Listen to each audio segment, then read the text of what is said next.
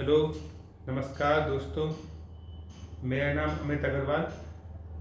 मैं आपको Sunday classes पढ़ाऊँगा आज से। और मेरी आशा है कि मेरी ये पढ़ाने की कोशिश आप लोगों को आपके बहुत काम आने वाली है और आप इसको ध्यान से पढ़ें।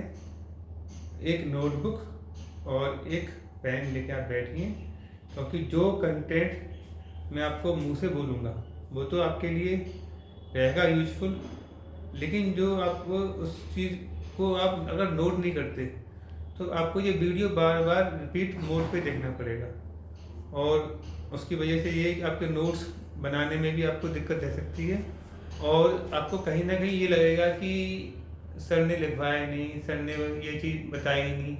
आपको सब चीज़ बताई जाएगी यहाँ पे, लेकिन आपको अपने पास उस कंटेंट को पहले नोट तो करना पड़ेगा। इसलिए कॉपी और पेन लेके बैठने की कोशिश करें जिससे कि आप लिख सकें, क्योंकि मैं बहुत से टॉपिक आपको मुंह से बोल के बताऊंगा, बोर्ड पे लिख के दिखाऊंगा, लेकिन अपनी ओर से आपका प्रयास होना चाहिए उस कंटेंट को लें।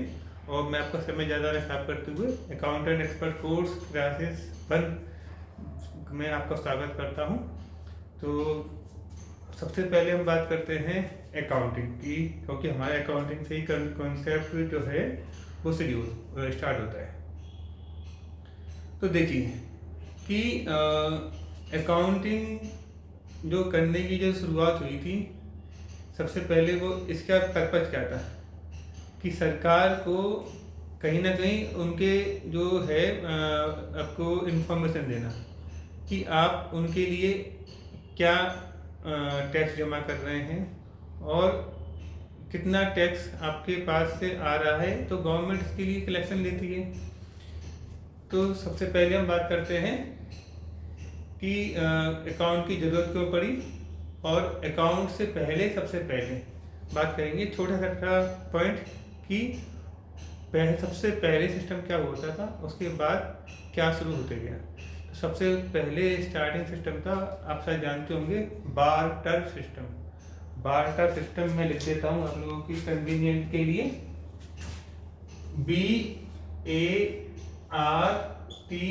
BARTER। बार्टर।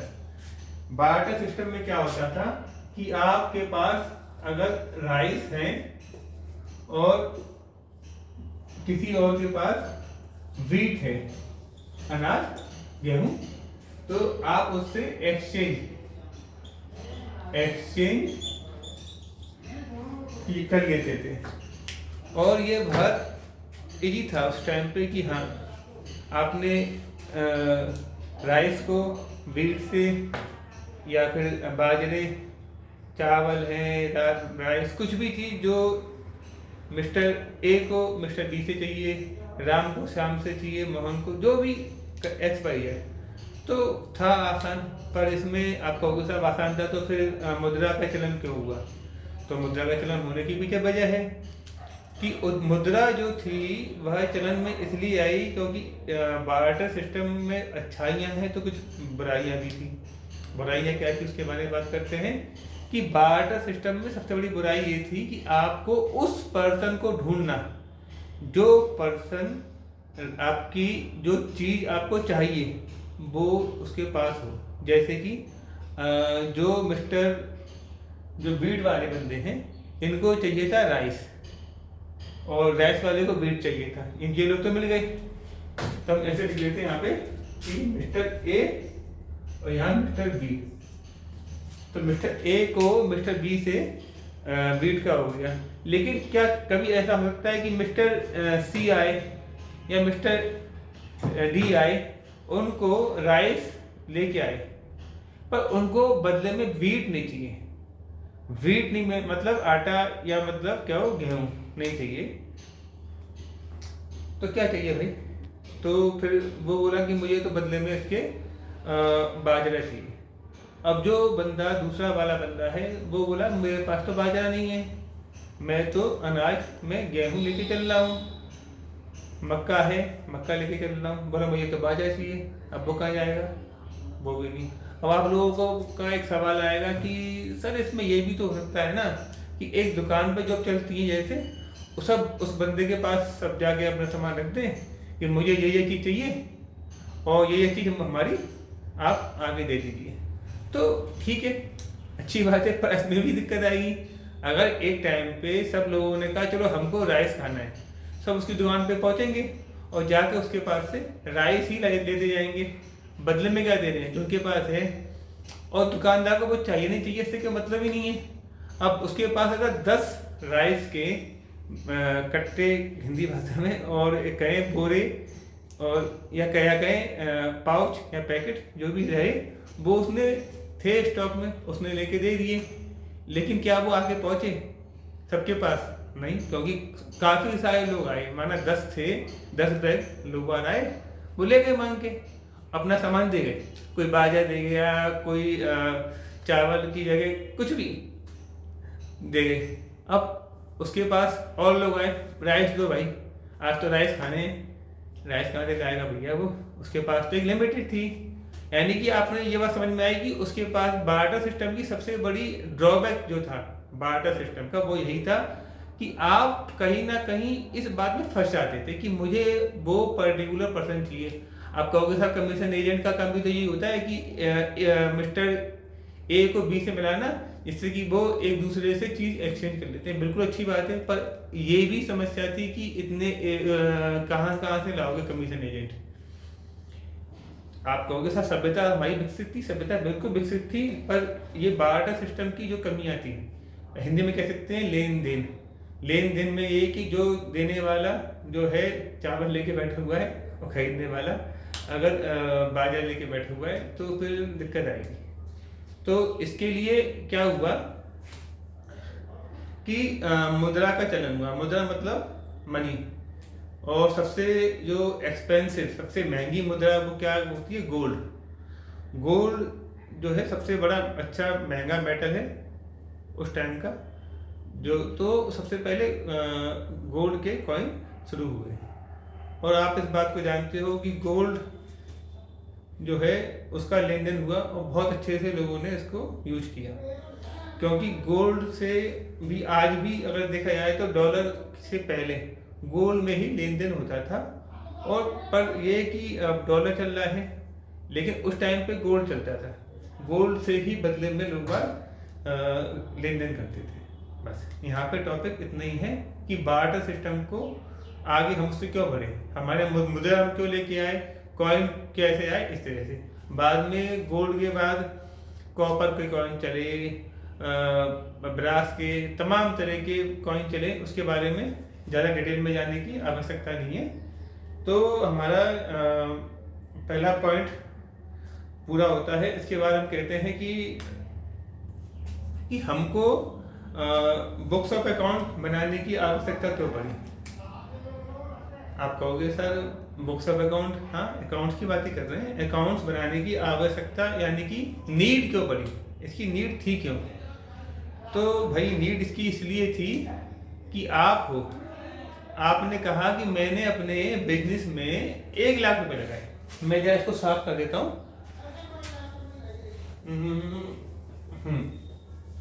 ये ऐसे साफ, ठीक। आपने कहा मैंने अपने बिजनेस में 1 लाख लगा दिए, ठीक है। बिजनेस स्टार्टेड, लेकिन इससे हमने आफ्टर वन ईयर हमने देखा कि इससे क्या क्या प्रॉफिट आया। आपने कहा मेरे पास पहले 1 लाख रुपए लगाए थे, तो 1 लाख के मेरे पास तो 150 होने चाहिए। आपकी उम्मीद थी 150 होने चाहिए, पर क्या है, क्योंकि आपने कोई हिसाब किताब रखा ही नहीं। आपने कुछ हिसाब किताब रखा नहीं, आपने किसी चीज़ को नोट नहीं किया, तो इसकी वजह से आपको मालूम ही नहीं है। आपने कहा पता नहीं कितना आया था, क्या खरीदा, बस यही सामान है मेरे पास। तो जाहिर सी बात है कि कहीं ना कहीं आपको समस्या इस बात की आई कि कैसे हम समझें कि हमको प्रॉफिट हुआ या लॉस हुआ। आप इस बात को समझ रहे हैं कि अकाउंट की नीड क्यों पड़ती है। फर्स्ट मोस्ट ऑफ ऑल हमारे लिए, हमारी जानकारी के लिए, कि हम अपने बिजनेस को जैसे भी कर रहे हैं उस बिजनेस को हम जितने उसमें प्रयास कर रहे हैं, कोशिश कर रहे हैं, क्या उसमें हमको आउटपुट आ रहा है। क्योंकि अब जानते हो बिजनेस का मतलब क्या होता है। व्यापार का मतलब है, व्यापार करने का मतलब सबसे बड़ा है कि आपने कोई व्यापार शुरू कर रहे हो तो उससे प्रॉफिट करेगा। जैसे आदमी कोई भी आ जाता है जॉब करने के लिए, नौकरी करने जाता है, तो वहाँ पे वो पैसे मिले इसकी कोशिश करता है और वो पैसे के लिए काम करता है, और after the month of job वो अपनी सैलरी चाहता है। तो कहीं ना कहीं आपका उसमें रहता है ना स्टार्टिंग में कि मुझे सैलरी 20,000 चाहिए, 50,000 चाहिए, 2 लाख, 50 लाख, अनलिमिटेड, जो भी एज पर क्वालिफिकेशन और requirement of employ and employ. उसमें हम समझ सकते हैं कि हर किसी को सबसे पहला पॉइंट ऑफ व्यू क्या होता है किसी भी काम को करने का, यानी कि मुझे अर्निंग क्या मिल रही है। तो उसको अर्निंग के नाम पे क्या मिल रहा है उसको जब नहीं पता, जैसे सैलरीड एम्प्लॉय को पता है कि मुझे भाई साल का पैकेज बनने का हो गया 15 लाख का, 15 लाख यानी कि 15 लाख। देखिए सभी लोग हिंदी भाषी या इंग्लिश भाषी जो भी हो कोशिश करना कैच करने की। अगर किसी को समस्या है तो मुझसे आप लोग कमेंट में पूछ सकते हैं, लेकिन मेरी कोशिश रहेगी आप लोगों को पूरी जानकारी देने की। अब जो सैलरी वाले को तो पता है कि मेरा 15 लाख का 15 लाख का पैकेज है, साल में इतने पैसे मिलेंगे, हर महीने मुझे सैलरी मिल जाएगी। लेकिन जो वो है यानी कि 1 मंथ के बाद 1 लाख रुपये मिल जाएंगे। लेकिन जो एक व्यापारी है, बिजनेसमैन है, उसने उसमें लगाए 1 लाख रुपये और वो सोचता है कि मुझे 1 मंथ बाद उसमें से 20,000 मिल जाएंगे, तो ये पॉसिबल नहीं है। आप कहोगे सर 1 लाख में कोई बिजनेस शुरू होता ही नहीं है। आपकी बात सही है, पर छोटे मोटे बिजनेस की हम बात कर लेते हैं, फिर बड़े की बात करेंगे। अगर 1 लाख रुपए लगा के किसी ने 1 साल के बाद सोचा कि मैं साल में कम से कम 20% का मार्जिन लेके हो जाएगा, तो मेरे साल में प्रॉफिट मेरा हो जाना चाहिए। तो ये चीज़ वो सोच रहा है, पर इस चीज़ को वो कब समझ में आएगा, जब वो अपने पास कहीं ना कहीं उसने उसको नोट कर रखा होगा। नोट से मतलब क्या हुआ आपका भाई, नोट से मतलब ये हुआ उसने अपने पास बुक्स मेंटेन कर रखी होगी। अब कहोगे सर बुक्स मेंटेन कैसे करें, बुक्स मेंटेन करने के लिए अकाउंटिंग करेंगे, ठीक है। अच्छा, तो यानी कि पहली हमारी जानकारी रही है कि हमको जो बुक्स लिखनी है, एक लिखनी है अपनी इंफॉर्मेशन के लिए कि हमने साल भर में क्या कमाया। पॉइंट नंबर 2 किसके लिए, पॉइंट 2 किसके लिए भाई, सरकार के लिए, गवर्नमेंट जो आपसे टैक्स मांगती है कि भाई आपने जो व्यापार किया हमको टैक्स भी दे दो। इनकम टैक्स है और जीएसटी तो है ही। तो जाहिर सी बात है, अगर आपका कोई टैक्स नहीं बन रहा, जीएसटी की अभी बात नहीं करते क्योंकि जीएसटी का कॉन्सेप्ट आपको अकाउंट के बाद इनकम टैक्स पे जीएसटी पढ़ाया जाएगा, तो इसलिए पहले अकाउंट की बात कर लेते हैं क्योंकि अकाउंट बेसिक कॉन्सेप्ट है, वो अच्छे समझ में आ जाएगा, तब जीएसटी वगैरह आप आराम से इजीली कैच करते पाएंगे और कोई परेशानी नहीं आएगी इसमें। तो आपने कहा कि सरकार के लिए, तो सरकार इनकम टैक्स मांग रही है। आप कहोगे कि मेरी तो इनकम है ही नहीं, मेरी इनकम तो 2.5 लाख के अंदर है। बिल्कुल सही बात है, पर कौन बताएगा, आप ही बताओगे ना। कैसे भाई, खाते लिख के अकाउंट लिख लो भाई, अपने अकाउंट लिख लीजिए। यानी कि ये क्लियर हो गया कि हम बुक्स मेंटेन क्यों करते हैं, 2 पर्पज, एक अपनी नॉलेज के लिए और दूसरी एक अपनी जानकारी के लिए और दूसरा सरकार की जानकारी के लिए, ठीक है। अब अगली बात, मेरा पॉइंट नंबर मैंने 3 लिखा हुआ है कि हम कौन कौन सी बुक्स मेंटेन करते हैं। थोड़ा सा पॉइंट नोट कर लीजिए। मैंने एक पॉइंट लिखा है अपने पास कि कौन कौन सी हमें अकाउंट्स करने के लिए बुक्स बनानी पड़ती हैं। और वैसे तो आजकल सॉफ्टवेयर में सारी अकाउंट्स होती है, पर सॉफ्टवेयर में भी आपको सॉफ्टवेयर के अंदर सेल्स रजिस्टर हो गया, परचेज रजिस्टर है, कैश बुक है, बैंक रजिस्टर है, जनरल रजिस्टर है और कुछ जगह डेबिट नोट, क्रेडिट नोट और भी अदर दूसरी बुक्स भी होती हैं, है ना, अदर बुक्स होती हैं। तो इसका मतलब ये हुआ हमारा ये जो कितनी बुक्स हो गई, sales register, purchase register, cash book, bank book, general register, 5 आपने ये मैंने नोट करा दिया। बाकी आपका डेबिट नोट और क्रेडिट नोट का भी कुछ लोग अलग से मेंटेन करते हैं। तो ये तो हमारे रजिस्टर हो गए जिनको हम करते हैं। आप ये रजिस्टर का मतलब है इन योर कंप्यूटर सॉफ्टवेयर। ये मत समझना कि मैं कहूँगा आपसे हाथ के खाते, क्योंकि हाथ के खाते जब से जीएसटी आया तब से वो इरेलीवेंट हो गए, काम के नहीं रहे। आप समझ सकते हैं कि जब से जीएसटी आया है 1 जुलाई 2017 से, तब से किसी भी काम के नहीं रहे। आपको अल्टीमेटली कंप्यूटर पे ही जाना पड़ा।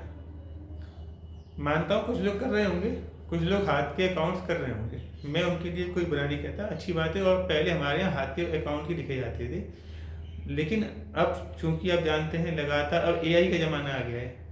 तो एआई के ज़माने में आप जैसे समझ सकते हो कि काफ़ी सारी चीज़ एडवांस आई है। लेकिन अगर आपको अकाउंट्स की नॉलेज नहीं होगी तो आप कोई भी सॉफ्टवेयर लगा लीजिए, उसका अगर आपने उसमें कुछ चीज़ आपने डेटा डाला और डेटा का आउटपुट निकल के आया, आपने उसे चेक नहीं किया, तो हो सकता है वो बैंक से पैसा निकाला तो वो उसमें एंट्री गलत पास हो जाए, हो सकता है ना। कोई एआई भी एक हम एआई डेवलप हो रहा है और परफेक्ट तो अब वो भी नहीं है।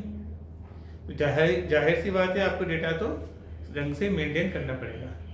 सॉफ्टवेयर भी का एक फंक्शन शायद आपको मालूम हो, सुना होगा, GIGO, GIGO, garbage in garbage out. यानी कि आपने अगर कंप्यूटर में गार्बेज यानी इनपुट गलत भरोगे, कंप्यूटर से आउटपुट भी गलत आएगा। जैसे आप देखते हो टाइपिंग करते वक्त, टाइपिंग करते समय आप जब टाइपिंग आपको लिखना है अमित, AMIT अमित लिखोगे, आपने ए की जगह एस दबा दिया तो नाम नहीं आएगा, SMIT आएगा। आप कहोगे तो गलत हो गया। यानी कि गार्बेज इन गार्बेज आउट, तो यानी कि सही जानकारी कंप्यूटर में डालोगे तभी कंप्यूटर सही जानकारी देगा। ठीक है, तो आगे बढ़ते हैं कि हमने कहा कि हमारे पास कौन कौन सी बुक्स मेंटेन हमें करनी है। अब इसके बाद आगे बढ़ते हैं कौन कौन से वाउचर मेंटेन होंगे, क्योंकि सॉफ्टवेयर है वो भी वाउचर के थ्रू ही अकाउंटिंग में एंट्री आती है। तो भाई सबसे पहला देखो वहाँ पे सेल्स रजिस्टर था, तो यहाँ पे सेल्स इनवॉइस। ठीक है, अच्छा अगला लिखो पॉइंट वाउचर में purchase invoice and purchase order. अब परचेज ऑर्डर के बारे में बात करते हैं। परचेज इनवॉइस तो आपको क्लियर होगा, बहुत बेसिक है, 8 साइड के बच्चे भी इसको कंफर्टेबली सीख सकते हैं, ऐसा कोई दिक्कत नहीं है। मेरे पास मैंने अपने स्टार्टिंग में कहा था साइंस के बच्चे, कॉमर्स के बच्चे और आर्ट साइड के बच्चे एक साथ वो पढ़ सकते हैं, क्योंकि हम 0 लेवल से लेकर टॉप लेवल तक की नॉलेज आपको देने की कोशिश करेंगे। तो आप इसमें कंफर्टेबल रहिए। तो मैंने बताया आपको sales invoice, purchase invoice, purchase order, cash voucher, bank voucher, और बैंक वाउचर के अलावा एक होता है चेक काउंटर्स।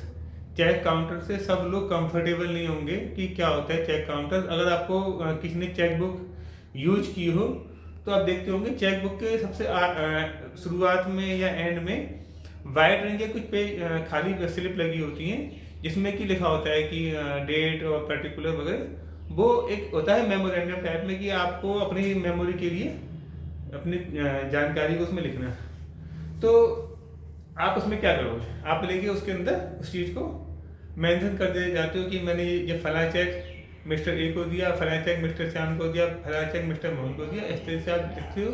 और जब आपका अकाउंटेंट उस चीज़ को अपने पास अकाउंटिंग में करते वक्त उसको आपसे पूछने की नीड नहीं पड़ती कि सर ये चीज़ आपने ये मिस्टर राम का नाम लिखा हुआ है, ठीक है, राम कंपनी हो गई उसको दिया होगा, या फिर कोई और कंपनी हुई, या मिस्टर राम कोई पर्सनल व्यक्ति हुए यानी कि उन्होंने अपने पर्सनल एक्सपेंसेस का खर्चा दिया।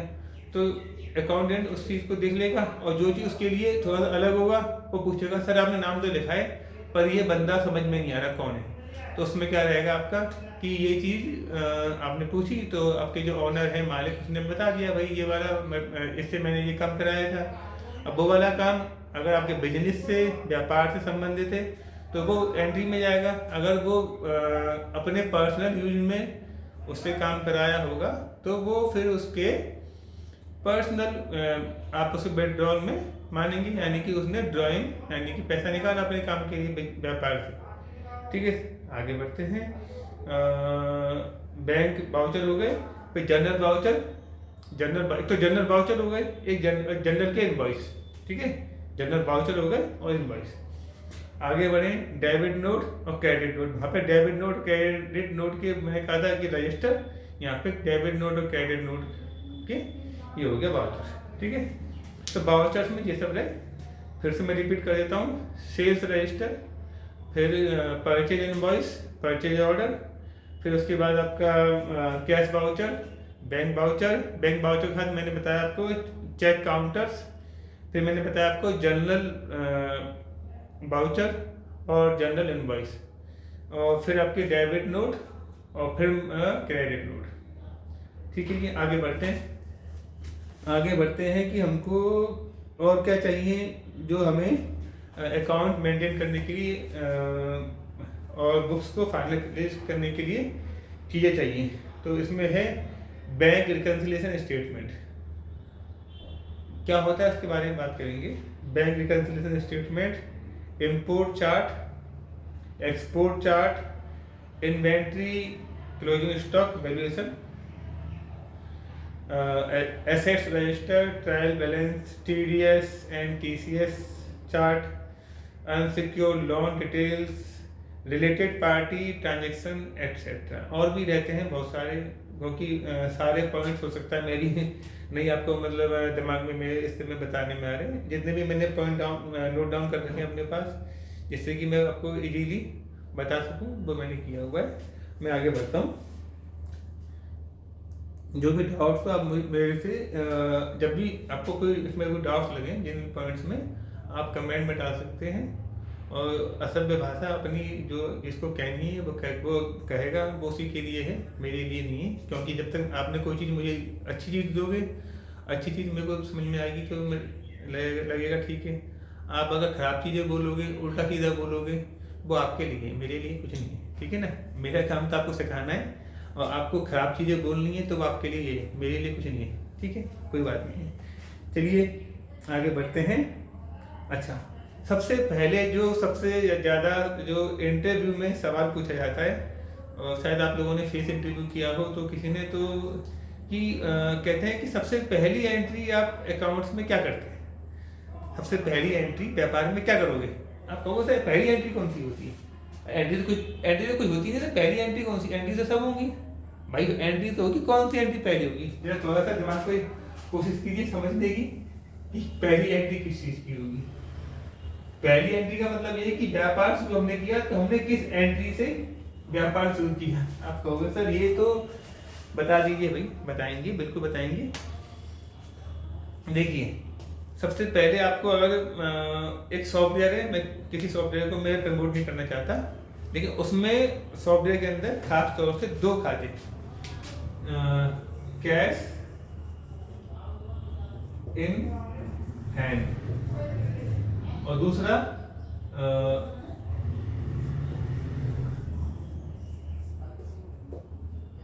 प्रॉफिट एंड लॉस के छोड़ो, कैश इन हैंड ही रहने दो।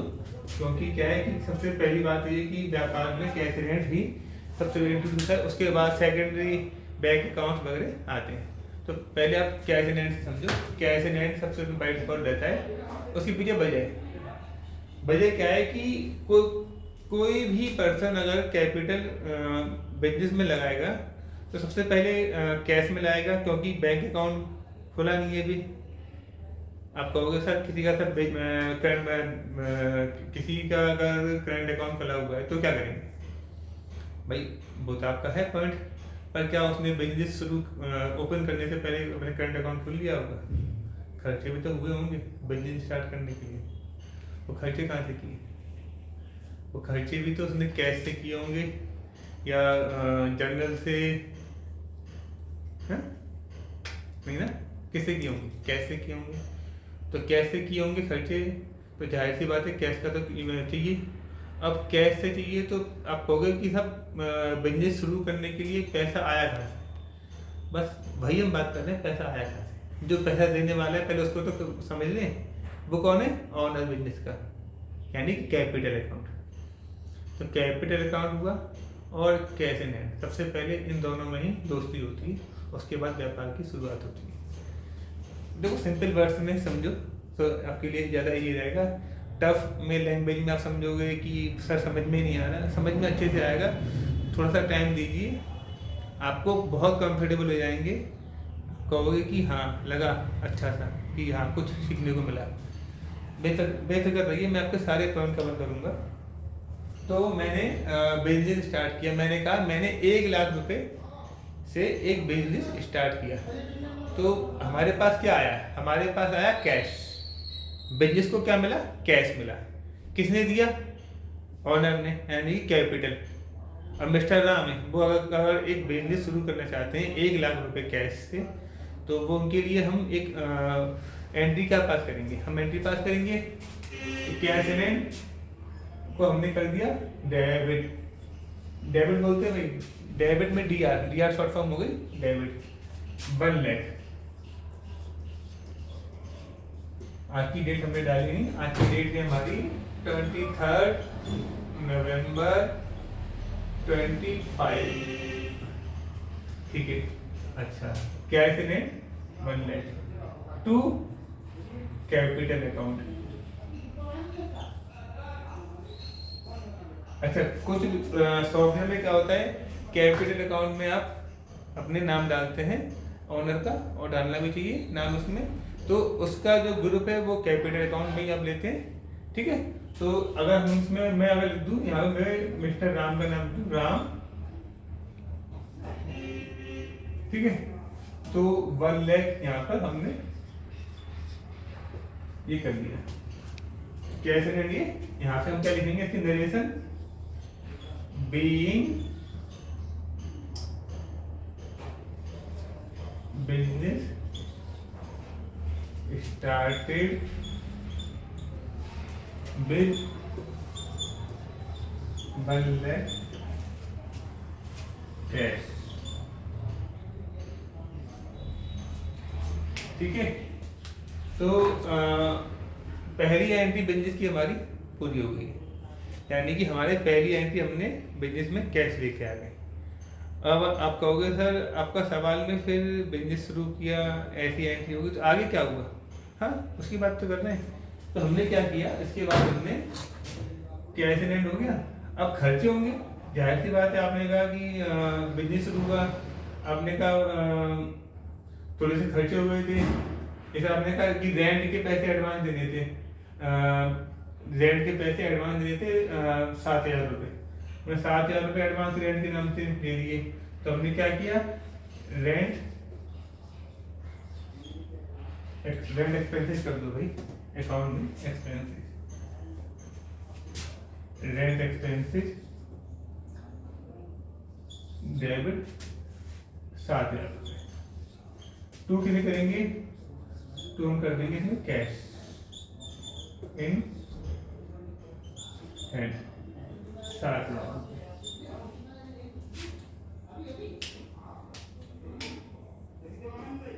बीइंग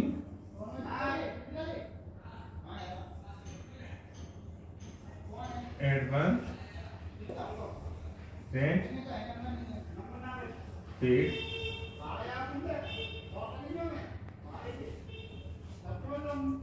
अब रेंट का खर्चा हो गया, कोई सैलरी का खर्चा हो गया छोटा मोटा। अब आप कहोगे सर क्या करंट अकाउंट नहीं खुलेगा, आप कहोगे सर सेविंग खाते से बिजनेस कर सकते हैं, हाँ हम सेविंग खाते से भी व्यापार कर सकते हैं, बशर्ते ये है कि आप उसमें अपने पर्सनल खर्चे ना घुसाएं, क्योंकि पर्सनल खर्चे उसमें लगने के बाद बड़ी डिफ़िकल्टी होती है आपको आइडेंटिफाई करने में कौन सा पर्सनल खर्चा है और कौन सा बिजनेस है।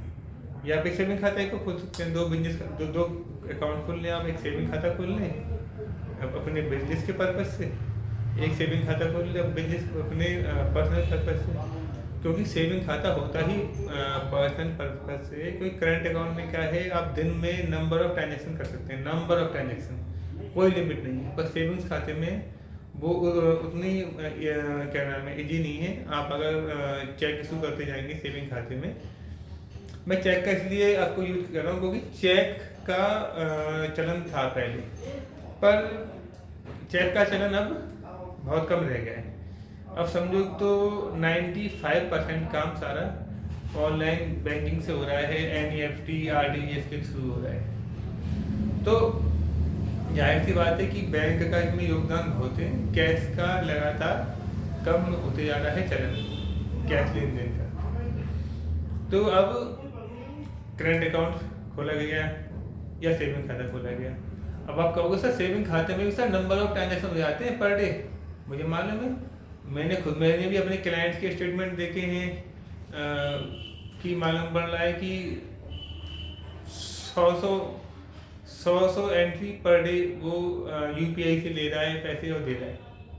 तो हो सकता है क्योंकि UPI इस समय इतना इजी एक टूल है गवर्नमेंट का जो बहुत अच्छे से काम कर रहा है और सबको बिजनेस के लिए और अपने पर्सनल एक्सपेंसेस के लिए बहुत अच्छे से काम कर रहा है। तो इसलिए सेविंग खाते से भी आप बिजनेस कर सकते हैं। बस ये वहाँ पे आपके बिजनेस का नाम आपके नाम पे ही होगा। जैसे मेरा नाम अमित अग्रवाल है, तो अब मैं अमित अग्रवाल के नाम से सेविंग खाता खोलूँगा तो मुझे भी अपने जो बिजनेस का नाम अमित अग्रवाल रखना पड़ेगा और अमित अग्रवाल ही उसके अंदर GST में भी नाम अमित अग्रवाल भी मुझे देना पड़ेगा। इसके अलावा उसमें कुछ नहीं जोड़ सकता। मैं अमित एंड कंपनी या हारिस अमित एंड कंपनी जैसे नाम रहे यहाँ का अकाउंटेंट एक्सपर्ट कोर्स ये नाम नहीं उसमें लिख सकता। लेकिन करंट अकाउंट आपको इस चीज़ की बहुत अच्छी सुविधा देता है। करंट अकाउंट क्या करता है? करंट अकाउंट आपसे कहता है आपको जो भी नाम रखना है आप रख दो, उस नाम को आप GST में रजिस्टर्ड करवाओगे, आप अपना एक फर्म रजिस्ट्रेशन होता है वो करवाओगे। इससे छोटे मोटे जहाँ भी आपको नाम देने वो नाम चलेगा। अब अकाउंटेंट एक्सपर्ट कोर्स का नाम मैं कल को कहीं पर भी से बैंक अकाउंट खुलवाता हूँ तो करंट अकाउंट खुल जाएगा। अब तो गवर्नमेंट ने इतना आसान कर दिया, आप MSME में एक अपना नाम रजिस्टर्ड करवा के भी करंट अकाउंट खोल सकते हैं किसी भी बैंक में। और बाकी किसी बैंक की स्पेशल वो हो कॉम्प्लाइंस की नहीं साहब मुझे तो GST ही सर्टिफिकेट चाहिए या अदर थिंग्स, तो इस बारे में मैं कुछ नहीं, क्योंकि हर किसी बैंक के अपने अलग अलग रूल्स हैं और वो उसके हिसाब से काम करती है। तो मेरे हिसाब से आपको बैंक का एक खाते खोलने की एंट्री पास कर देते हैं। उसके बाद एक 5 मिनट का ब्रेक लेंगे, फिर दोबारा कंटिन्यू करेंगे। तो मैंने करंट अकाउंट खोलने के लिए एंट्री पास करनी है। तो मान लिए किसी बैंक ने आपसे कहा 10,000 रुपये दे दीजिए, करंट अकाउंट खोल लीजिए। तो आप 10,000 कहाँ से लाएंगे? आप कहोगे सेविंग खाते से ट्रांसफ़र कर दूँगा। भाई वो सेविंग खाते से ट्रांसफ़र कर दोगे तो आपके या तो उसका चेक दो, तो वो तो पॉसिबल कम रहता है ना। सबसे आसान क्या रहता है? कैश दे दो, खाता खुलवा लो। क्यों फालतू में सेविंग खाता उसमें घुसा रहे हो? और सेविंग खाता घुसाओगे उसमें तो बेमतलब में आपको उसके अंदर वो कहेंगे साहब KYC तो आपकी इस नाम से और KYC का अंतर पड़ेगा। मैं भाई ज़्यादा डिटेल में बैंकिंग में नहीं जा रहा क्योंकि बैंकिंग की डिटेल ज़्यादा मुझे एक्सपर्टाइज नहीं है, मुझे अपने अकाउंट की एक्सपर्टाइज है। मैं इसके बारे में बात करूँगा क्योंकि बहुत सारे कहेंगे कि नहीं सर सेविंग खाते से के थ्रू भी करंट अकाउंट खुल जाता है। भाई खुल जाता है, सब कुछ खुल जाता है। अभी एंट्री की बात करते हैं कि कैश में करते हैं। तो हमने कहा यहाँ पे हमको जो डेबिट करना है कि करंट अकाउंट को। मान लीजिए कोई बैंक है XYZ bank, account debit 10,000 to cash in hand 10,000। हम उसकी नरेशन लिखेंगे। नरेशन लिखने से बहुत बड़ा फायदा ये मिलता है कि जो भी उसका अकाउंटिंग एंट्री लिखने वाले को समझ में आता है ये एंट्री क्यों पास की गई है। ज़्यादातर अकाउंटेंट लोग क्या करते हैं, बस बिल नंबर और बिल डेट डाल के छुट्टी करते हैं अकाउंटिंग में। गलत है भाई, इनकम्प्लीट इन्फॉर्मेशन दोगे तो जो रीडर है वो भी कम समझ पाएगा और फिर आपको ज़्यादा जवाब देने पड़ेंगे। डिपार्टमेंट भी आपसे सवाल कम पूछता है जब आपके पास अच्छे से वो रहता है ना डिटेल्स। आपने नरेशन में अगर फुल डिटेल डाल रखी है, आपसे कोई ज़्यादा सवाल नहीं किए जाते। आपने डिटेल भर रखी अधूरी, उसमें सवाल पूछे जाएंगे। तो आप यहाँ पे अगर डिटेल जितनी अच्छी लिखेंगे, मेरा तो सजेशन ये रहता है, बाकी आप लोगों की चॉइस है क्योंकि बहुत लोग शॉर्ट टर्म में चाहते हैं कि फटाफट से सब कुछ अकाउंटिंग कर लें। पर मैं आपको सलाह दूंगा कि नरेशन जितनी अच्छी लिखोगे तो बहुत अच्छे से आप उसको एक्सप्लेन करने की नीड भी नहीं पड़ेगी। जो कोई डिपार्टमेंट वाला बंदा आया या आपका मालिक ही, यानी मालिक मतलब बिजनेस ओनर, क्योंकि उनको जवाब चाहिए होता है प्रॉपर। कुछ ऑनर तो होते हैं ऐसे बिजनेस ऑनर, उनके पास टाइम ही नहीं होता इतना कि आपसे ज़्यादा बात कर सकें। आप आपने कहा उसने कोई एंट्री देखी, नीचे लिखी हुई अच्छी से नरेशन देखा, हाँ इसमें ये वाला काम हुआ था कि ये पर्टिकुलर गुड्स आया था और इस पार्टी से आया था, इस बिल नंबर आया था, और इस पार्टी से ये क्या आइटम का नाम भी लिखा हुआ आपने, किस पर्पज़ से। वो एक बार में समझ जाएगा, उसको आपको एक्सप्लेन नहीं करना, आपको उसे कहना ही नहीं है कि सर किस पर्पज़ से। फिर भी पूछेगा तो क्या पूछेगा, बस कि भाई इसका पेमेंट किया नहीं किया। आप कहोगे हाँ सर पेमेंट अभी बाकी है, या सर पेमेंट कर दिया। मतलब कहने का ये हुआ कि अल्टीमेट आपकी ओर से इनपुट जितना अच्छा रहेगा उस मामले में, अकाउंटिंग एंट्री जितनी अच्छी बनेगी तो बहुत ज़्यादा ही रीडर के लिए कंफर्टेबल रहेगा। डिपार्टमेंट भी, कल को इनकम टैक्स डिपार्टमेंट आपसे कहता है आपने ये पैसे कैसे दिए, आप कहोगे सर लिखा तो एंट्री पढ़ तो लीजिए। तो कभी कभी कुछ होते हैं ऑफिसर वो कहते नहीं आप बता दीजिए, बोले सर मैंने सर न्यू अकाउंट खोला है, आपने लिखा being new bank account open with 10,000 cash deposited. अच्छा, हमने इसमें डेट की बात नहीं की, तो चलिए डेट भी डाल देते हैं। माना हमारा बिजनेस स्टार्ट हुआ 20 अक्टूबर 25 को, और हमने रेंट के पैसे दिए थे 22 अक्टूबर 25 को।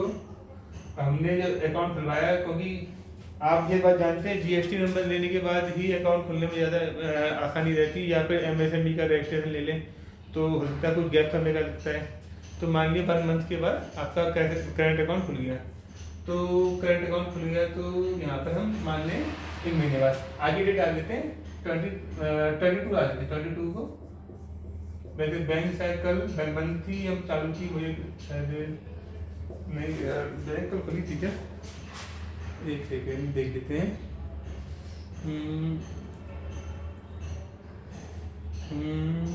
हाँ कल बैंक बंद थी बैंक बंद थी, तो बैंक के तो यहाँ पे 21 की जगह 21 है ना, 21 ओके। अक्टूबर नहीं आएगा भाई, नवंबर आएगा, ठीक है। हमने यहाँ पे 21 नवंबर 25 को हमने यहाँ पे कर दिया। तो यानी कि हमारा ये समझ में आ गया आपको कि हमने एक ट्रांजेक्शन किया, कैश बिजनेस में लगाया। दूसरा ट्रांजेक्शन किया हमने कि हमने रेंट के पैसे दिए।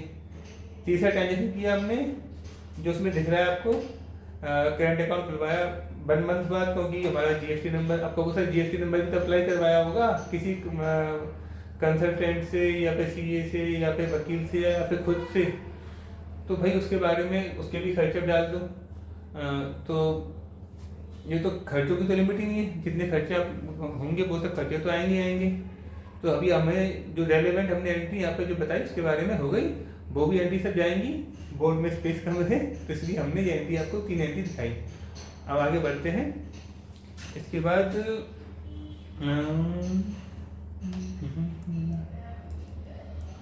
हाँ चलिए, अगला टॉपिक जो है वो थोड़ा सा लेंदी रहेगा, तो एक 5 मिनट का ब्रेक लेते हैं, फिर आपसे बात करते हैं। Thank you.